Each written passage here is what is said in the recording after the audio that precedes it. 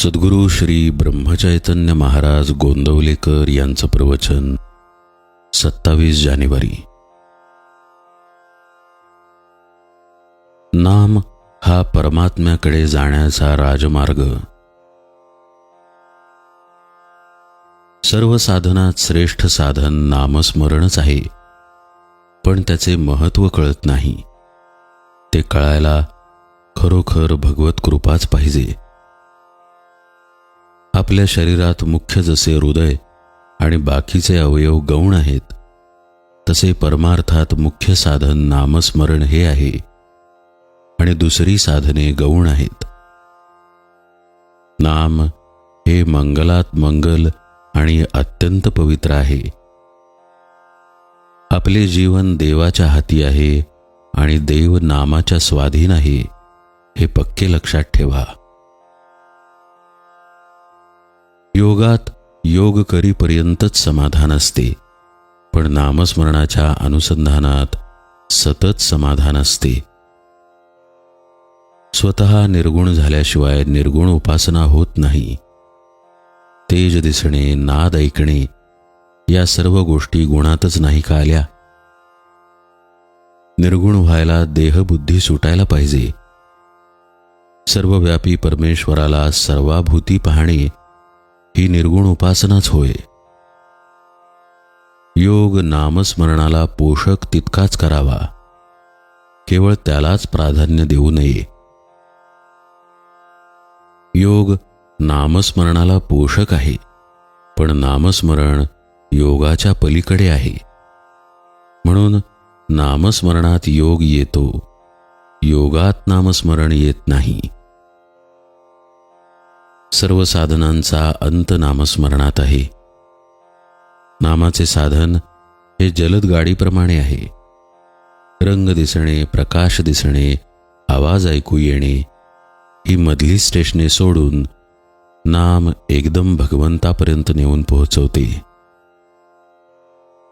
इतर साधनांनी लवकर साधल्यासारखे वाटेल, पण ते तात्पुरते असते. नामाने थोडा उशीर लागेल, पण जे साधेल ते कायमचे साधेल, कारण नामाने मुळापासून सुधारणा होते. नामस्मरण हा परमात्म्याकडे जाण्याचा राजमार्ग होय. नामात एका आनंदाशिवाय दुसरे काही नाही. नामाच्या आनंदाचा झटका आला की मनुष्य स्वतःला विसरेल. तुकाराम बुवांची वाचा त्यांना अनावर झाली.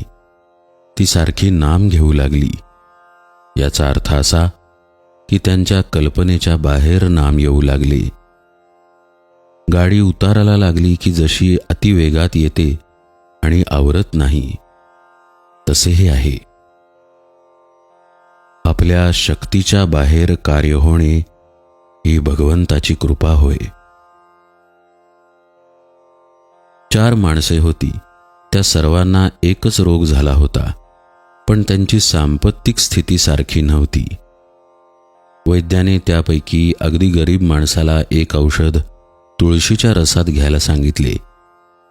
त्याच्यापेक्षा पैसेवाल्याला तेच औषध मधात घ्यायला सांगितले. त्याच्याही पेक्षा पैसेवाल्याला तेच औषध केशरात घ्यायला सांगितले. आणि सर्वात श्रीमंत होता त्याला तेच औषध कस्तुरीत घ्यायला सांगितले. त्याप्रमाणे ज्याचा जसा अधिकार तसे त्याने नाम घ्यावे. नाम नुसते तोंडाने घ्यावे, नाम श्रद्धेने घ्यावे, नाम वृत्ती सांभाळून घ्यावी. नामाशिवाय जगात दुसरे सत्य नाही अशा दृढ भावनेने घ्यावे.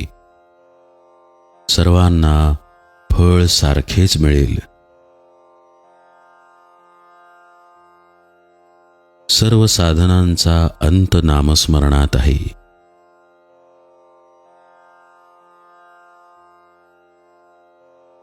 जानकी जीवन स्मरण जय जय राम.